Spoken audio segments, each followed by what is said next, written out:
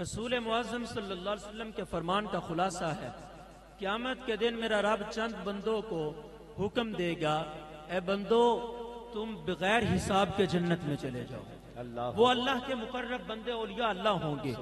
میرا رب ان کو ارشاد فرمائے گا جنت میں چلے جاؤ۔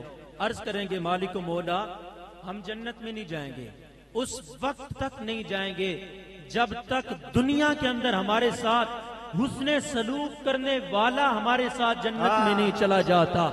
جس نے دنیا کے اندر رہتے ہوئے میرے ساتھ نیکی کی ہے، میں بھوکا تھا اس نے مجھے کھانا کھلایا، میں پیاسا تھا اس نے مجھے پانی پلایا، مجھے حاجت تھی اس نے مجھے وضو کروایا ہے، جب تک ان کو جنت میں لے کر نہیں چلا جاتا تب تک جنت میں میں نہیں جاؤں گا۔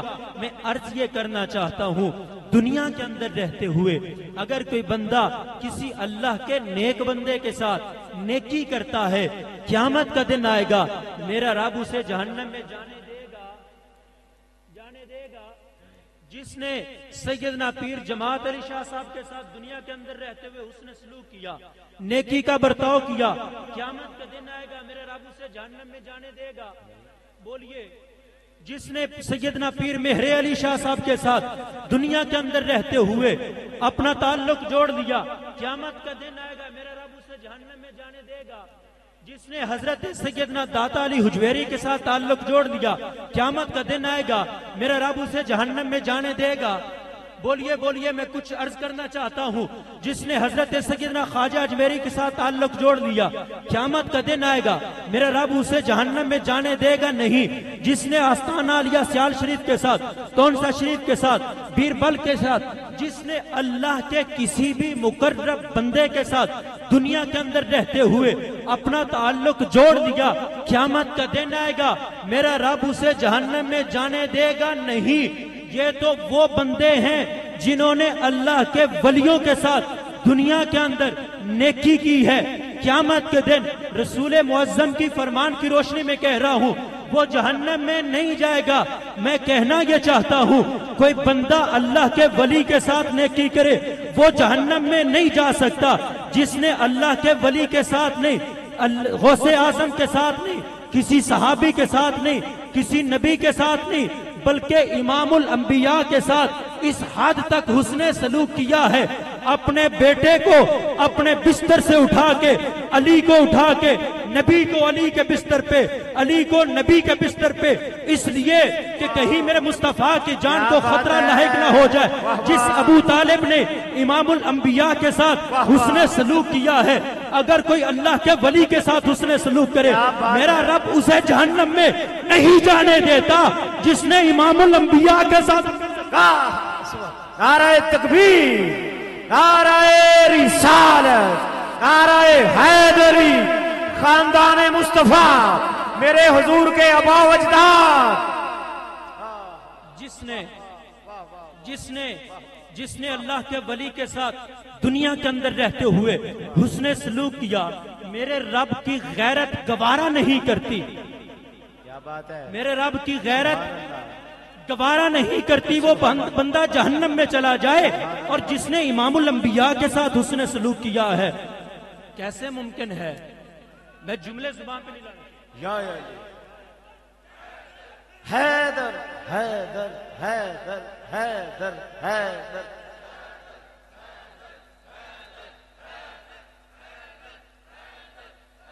نعرہ حیدری۔ رسول معظم صلی اللہ علیہ وآلہ وسلم کے فرامین کے سلسلے کے اندر اور حضور کے فرامین کی روشنی کے اندر اولیاء اللہ کے ساتھ تعلق قائم کر لینا یقیناً نہ صرف دنیا کے اندر بلکہ آخرت کے اندر کامیابی کا راز اللہ والوں کی نسبت اور تعلق ہے۔ اور یہ بندے کو حاصل کیسے ہوتا ہے؟ حضرت سیدنا ابا یزید بستامی رحمہ اللہ تعالی علیہ، ایک دن کسی نے دیکھا گلی کے اندر سینہ چوڑا کر کے بڑے فخر کے ساتھ اترا کے چل رہے تھے۔ کسی نے سوال کیا حضرت یہ طریقہ اللہ والوں کا نہیں ہے، یہ انداز اللہ کے مقرب بندوں صوفیاء کا نہیں ہے۔ اللہ والے تو جب زمین پہ چلتے ہیں بڑی نرمی اور عاجزی کے ساتھ چلتے ہیں۔ کہا تمہیں خبر ہی نہیں ہے میں کس لیے اترا کے چل رہا ہوں۔ میں اس لیے فخر کر رہا ہوں، اس بات پہ فخر کر رہا ہوں اللہ نے مجھے مصطفیٰ کریم کا امتی بنایا ہے اور اپنے میرے دل کے اندر اپنی اور اپنے محبوب کی محبت پیدا کر۔ سبحان اللہ یا رسول میں اختتام کی طرف بڑھ رہا ہوں۔ جب کسی کے دل کے اندر اللہ کے رسول کی محبت جلوہ گر ہو جاتی ہے، پھر میرا رب اسے اپنا اتنا قرب دیتا ہے، اتنا قرب دیتا ہے کہ غوث اعظم اگر پاؤں کی ٹھوکر سے کم بِإِذْنِی کہہ دیں تو اللہ مردے کو زندہ کر دیتا۔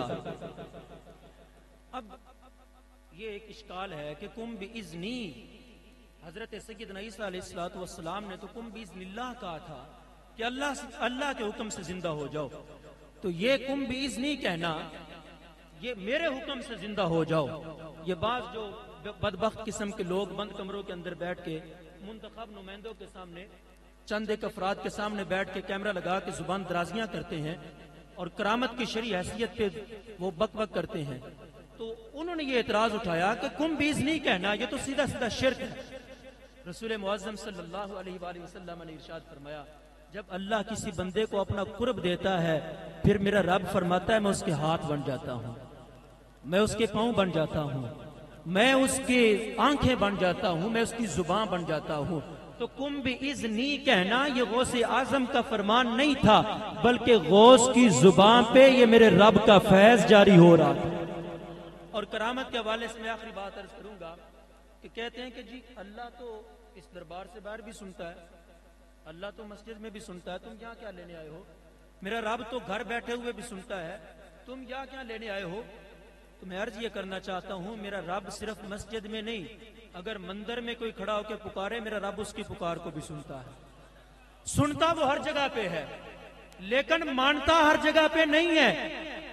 سنانے کے لیے کسی جگہ پہ بھی اس کو پکار سکتے ہو، واہ واہ سبحان اللہ سبحان اللہ، سنانے کے لیے کیا بات ہے، واہ واہ کسی جگہ پہ بھی سنا سکتے ہو، لیکن منانا ہے رب کو تو یہاں آنا پڑے گا۔ مانتا وہ صرف یہی پہ آ کے ہے، جب کوئی بندہ یہاں آ جاتا ہے پھر میرا رب مان جاتا ہے۔ تو کرامت کے حوالے سے میں عرض یہ کرنا چاہتا ہوں کہ میرا یہ بھی اس موضوع پہ کرامت کی شرعی حیثیت کے حوالے سے کہ کرامت ہوتی وہ ہے جو خلاف عادت ہوتی ہے، عقل کے اندر نہ آئے، اور اگر عقل کے اندر آ جائے وہ کرامت ہوتی نہیں ہے۔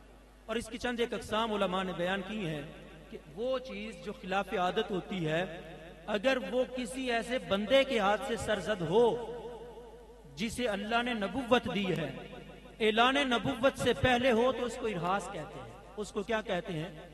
ارہاس کیا کہتے ہیں؟ اور اگر اعلان نبوت کے بعد ہو تو اس کو معجزہ کہتے ہیں۔ کیا کہتے ہیں؟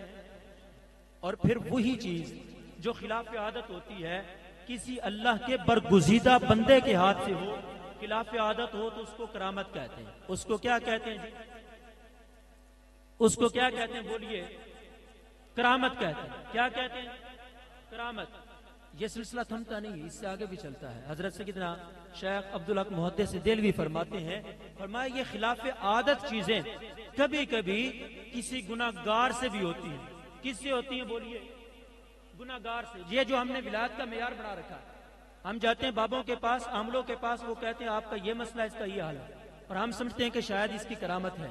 حضرت سیدنا شاہ عبدالحق محدث دہلوی فرماتے ہیں یہ کسی گناہگار بندے سے بھی خلاف عادت چیز ہو سکتی ہے، اور اس کو استدراج کہتے ہیں۔ کیا کہتے ہیں؟ استدراج۔ اس سے سلسلہ آگے بڑھتا ہے اور اس کو اہانت کہتے ہیں۔ اہانت کیا ہوتی ہے؟ کسی کافر کے ہاتھ سے بھی خلاف عادت چیزیں سرزد ہو سکتی ہیں۔ جس طرح کے مسلمہ کذاب بدبخت وہ بیٹھا ہوا تھا، اکیلا بیٹھا ہوا، تو اس کے پاس ایک نبینہ بندہ آیا تو اس نے اس کو ویسے ہی ہاتھ لگایا تو اس کی آنکھیں ٹھیک ہوگی۔ اب اس نے سمجھا کہ شاید میں نے اعلان نبوت تو کر رکھا ہے، نعوذ باللہ اللہ نے مجھے معجزے بھی دے دیے، تو اس نے اعلان کر دیا کہ میں نبینوں کو آنکھیں دیتا ہوں، یہ میرا معجزہ ہے۔ تو اس نے مجمع جمع کر لیا، جب اس کا دربار لگا بھرے مجمع کے سامنے ایک کانے بندے کو پیش کیا گیا، جب اس نے اس کو ہاتھ لگایا تو اس کی دوسری آنکھ بھی ضائع ہو گئی۔ تو یہ اہانت ہے، میرا رب اس کو ذلیل کرنا چاہ رہا تھا۔ تو خلاف عادت چیزیں، خلاف عادت چیزیں، خلاف عادت چیزیں جو ہوتی ہیں یہ ولایت کا معیار نہیں، विलायत का मेयार क्या है? अल्लाह फरमाता है क़ाल अल्लज़ी इंदहु इल्मुम मिनल किताब, अल्लाह जिसे विलायत देता है उसे पहले इल्म किताब अता फरमाता है। बहुत अच्छी बात है, क्या पैगाम है आपका, वाह, वाह। ये ख़वारिक़ आदत जो चीजें होती हैं, खिलाफ आदत जो चीजें होती हैं, करामत हर वली से हम यही समझते हैं कि जिससे करामत ना हो। बाज़ औक़ात कुछ अल्लाह के ऐसे बरगुज़ीदा बंदे होते हैं, हमें शक होने लगता है यार बंदा नमाजी भी है, परहेजगार भी है, तहज्जुद गुजार भी है, बाशरा भी है, लेकिन करामत नहीं देखी, पता नहीं अल्लाह का वली है कि नहीं है। तो ये वो दूसरे जो हैं इब्न तैमिया, उसने लिखा करामत सबसे बड़ी ये इस्तिकामत फ़ेलिही अला कानून नबी सल्लल्लाहु अलैहि वसल्लम। किसी बंदे की करामत देखना चाहते हो तो उसकी सीरत और किरदार देखो, अगर उसका एक एक अमल मुस्तफ़ा की सीरत के मुताबिक है, ये उसकी सबसे बड़ी करामत है, और वो बंदा साहिब करामत है। करामत ये है, और जिन चीज़ों का हमने मेयार विलायत समझ रखा है वो विलायत का मेयार नहीं है। विलायत का मेयार ये है कि अल्लाह जिसे अपना कुर्ब देता है उसे पहले इल्म दीन की नेमत अता फरमा देता है। अल्लाह रब्बुल इज़्ज़त की पाक बारगाह में दुआ है मेरी कलिमात को अपनी बारगाह में शर्फ़ कबूलियत अता फरमाए। वमा अलैया इल्लल बलाग।